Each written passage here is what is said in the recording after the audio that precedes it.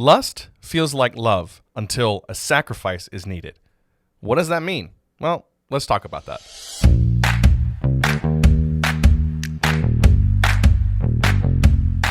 How's it going, guys? My name is BJ, and I'm going to talk to you today about this idea of love versus lust, or love versus infatuation. We all know that feeling that we get when we see that someone that we really are into, that someone that really catches our eye, that, you know, the butterflies in your stomach and you get really excited to see them, this attraction, this lust that we have for them.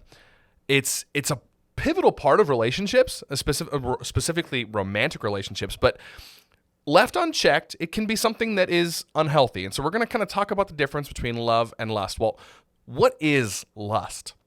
What is this idea of infatuation? It's really, when it boils down to it, it's attraction, but it's like intense attraction. It's this desire to have, desire to want. We can lust after all sorts of things. Yes, when we talk about lust, normally we're talking about people. We're talking about the people that we're attracted to. I lust after her. I lust after him. But we can lust after just about anything. I lust over a really good plate of mac and cheese. I lust over the idea of making certain amount of money. I want these things, and these are just examples. I'm not saying that I do, but regardless, that's this idea of lust, this infatuation, this desire to have something. And it can be very good. It can be that initial kickstart to something, right? But like I said, left unchecked, lust can be something in a relationship that ends up being detrimental. Because the quote that I started with, lust feels like love until a sacrifice is needed. If the only thing that I have for this other person is an intense attraction, that is going to eventually fade. If the only thing I have is this desire for them physically, and something happens, that changes that, and they grow old, or they get into an accident and it hurts their face or something, they gain some weight, all of a sudden my attraction shifts, and that relationship, that foundation of that relationship is now broken. So when we base a relationship entirely off of lust or infatuation, we're going to have very shallow, very selfish relationships that are all really about me. And that's not a healthy relationship. A healthy relationship isn't supposed to be about me. It's supposed to be about us and you. It's a mutually beneficial thing. We want to be in it for each other. And when it's all about me, it's very selfish, very shallow, and it's going to really become hard to maintain when things get difficult or things change. Love, on the other hand, is that sacrifice. Love isn't just a feeling. There are feelings associated with love, but love is more of an action. Love is a choice. Because love is what says, you know what? I don't like you right now, but I'm going to choose to stay with you. Or love is something happens that changes something drastically. You grow old, or maybe you're in an accident. Love is what says, you know what? I don't care what you look like. I love you, and I'm going to choose to stay by your side. It's selfless. It's action. And this is more than just kind of an ideal. This isn't just something that we're talking about flippantly as like a nice quotable, Oprah Winfrey moment.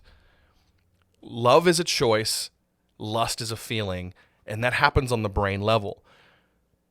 MRI technology has allowed scientists to study the brain and see how it reacts during different times. And so what they did was they looked at the brain of individuals as they were being stimulated, and they were shown pictures. They were shown pictures of erotic, naked people, like sexual images. And they looked to see what areas of the brain were lighting up.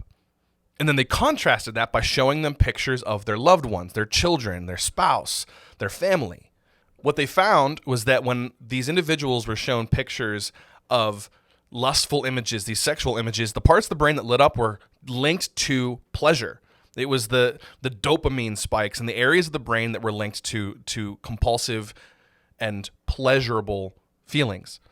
Whereas when they were shown images of their family members and their loved ones, the parts of the brain that were lighting up were behavioral, action-based. So on a scientific level, we have two parts of the brain that are lighting up for two different things. One that's more pleasure and desire. It's selfish. But the love aspect was lighting up the parts of selflessness and action and behavior. So when we look at a relationship, lust in and of itself is not a bad thing. In fact, like I said earlier in this video, lust, this initial attraction, can be the spark that starts us off. I'm allowed to be attracted to somebody. That's okay. But if that's the only thing that we have, if I base my entire relationship off of the fact that you're hot, then it's going to be shallow, selfish, and it's not going to last, and it's going to probably cause a lot of damage. But if that relationship evolves from this lustful attraction to I'm loving the person and I'm choosing the person, and it becomes about them and us rather than about me and my desires, we're going to start seeing that relationship transform into something so much longer lasting and so much healthier. So understanding the difference between love and lust. Lust feels like love until a sacrifice is required. Then the test is, where are you at? Are you willing to sacrifice? Are you willing to choose love when it's hard, or are you just in it for yourself?